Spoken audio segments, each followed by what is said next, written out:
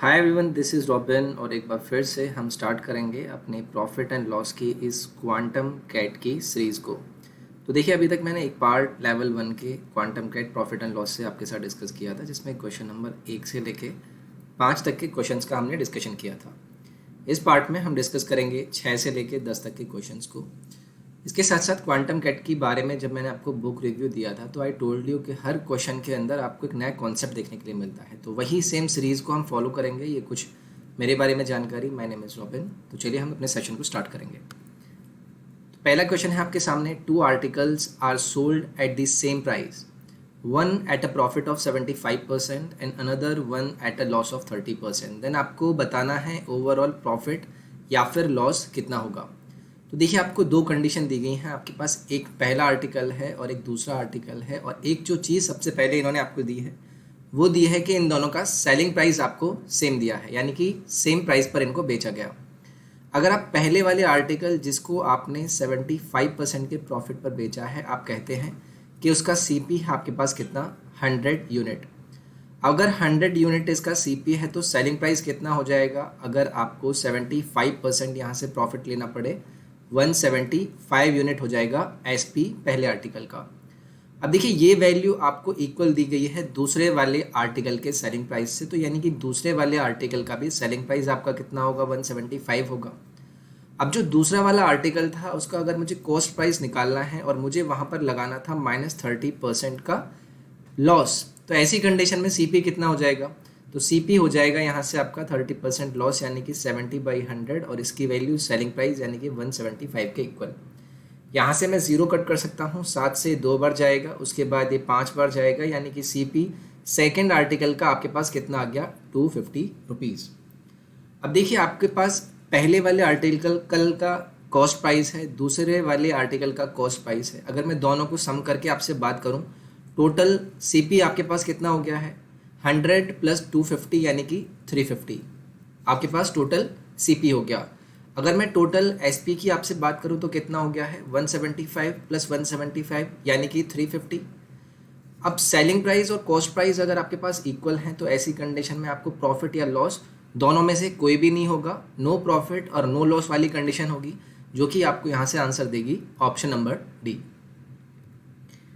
Next है आपके सामने, what is the percentage profit in selling an article at a discount of 20%, which was earlier being sold at a 40% profit।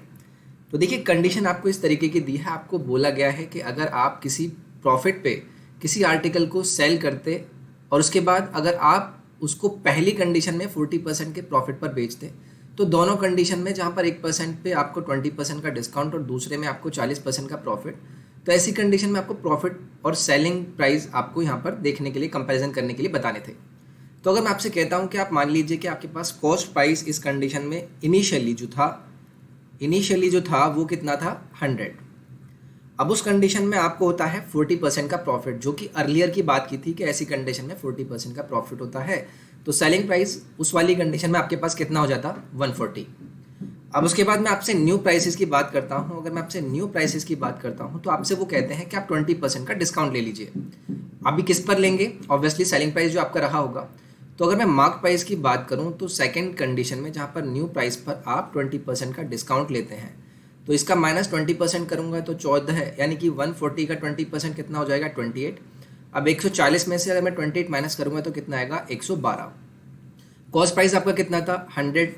अब इस पर अगर मैं कंपैरिजन कराऊंगा तो कितना ज़्यादा है, ये आपका 12% ज़्यादा है, यानी कि ऐसी कंडीशन में आपको कितना होगा, 12% का प्रॉफिट होगा। 2 कंडीशन थी। पहली कंडीशन में ये बोला कि अगर आपको 40% का प्रॉफिट होता है, ये आपकी पहली कंडीशन थी। दूसरी कंडीशन में अगर आप उस आर्टिकल पर 20% का डिस्काउंट देते हैं, जो कि मैंने यहाँ पर 20% का डिस्काउंट दिया, सेलिंग प्राइस मेरे पास 112 आ गया। इनिशियल कॉस्ट प्राइस आपके पास 100 था, तो मैं करा सकता हूँ कंपेरिजन, जो कि आपको बताएगा 12% का प्रॉफिट।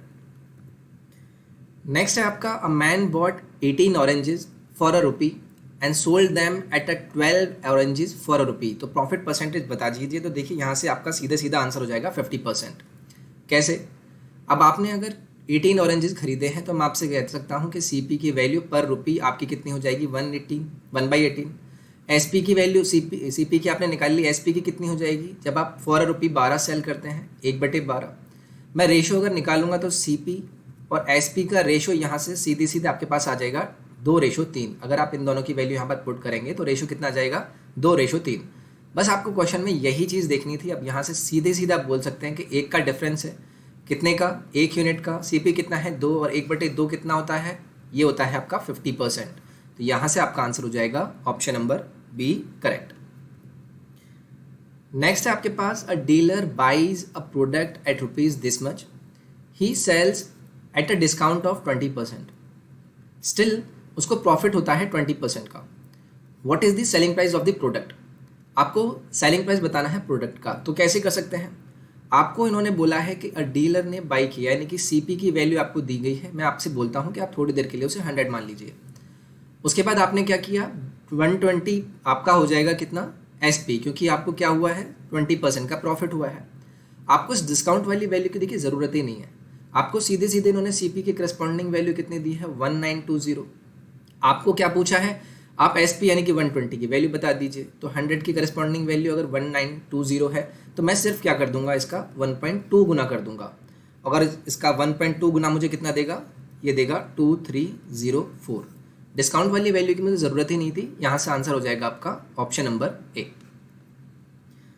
नेक्स्ट है आपका तिनका वाला, purchased the articles for rupees this much, he sold 60% of those at a profit of 16.66% and rest at a loss.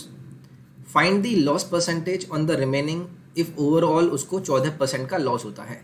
तो देखिए क्या हमें इस डेटा की ज़रूरत है, बिल्कुल नहीं है, क्योंकि आपको उन्होंने सीधे सीधे परसेंटेज में बाकी चीज़ें कंपेयर कराई हैं। मैं आपसे कहता हूँ कि आपके पास 100 क्या था, CP वैल्यू की कुछ चीज़ें थी, इसमें से 60% आपका 60 हो गया, बचा रिमेनिंग कितना आपका 40। ये आपको दो चीज़ उन्होंने बोल दी। अब आपको बोलते हैं कि 60% वाले जो आर्टिकल थे उसमें आपको कितने का प्रॉफिट हुआ 16.66। अगर 16.66 का मैं आपसे फ्रैक्शन वैल्यू पूछूं तो वो कितना होता है 1/6। तो अगर मैं 60 पर प्लस आपका 1/6 करूंगा, ये वैल्यू 1/6 कितना करना देगा आपको 10, तो प्लस 10 आपको यहाँ से देगा कितना 70। और ओवरऑल आपको जो प्रॉफिट हुआ है वो कितने का हुआ है, वो हुआ है आपको 14% का लॉस। तो अगर 100 पर आप 14% का लॉस लेंगे तो ये वैल्यू आपको कितनी मिलेगी, ये आपको मिलेगी कितनी 86। अब देखिए ये वैल्यू हो गई है आपके पास 70, ये है आपके पास 86। आपको यहाँ पर कितना करना पड़ेगा, इस 40 में से आपको कितना घटाना पड़ेगा, इसमें से आपको घटाना पड़ेगा -24, तभी आपका यहाँ पर आएगा 16, और 17 और 16 का सम तभी आपको 86 मिलेगा ना। तो अगर आप पता करना था कि दूसरा वाला जो रिमेनिंग आपको 40 वाले वैल्यू थे वहाँ से आपका कितना परसेंटेज लॉस होना था, तो 40 में से अगर आप 24 का डिस्काउंट देंगे यानी कि लॉस लेंगे तो वो कितना बनेगा 24 बटे मैं कितना करूँगा 40, तो कितना हो जाएगा, ये मैं आपका 4 से कट कर सकता हूँ, 6 जाएगा, ये आपका 10 हो गया, यानी कि आपका यहाँ से आ गया 60% लॉस। तो ऑप्शन नंबर सी आपका यहाँ से करेक्ट हो जाएगा।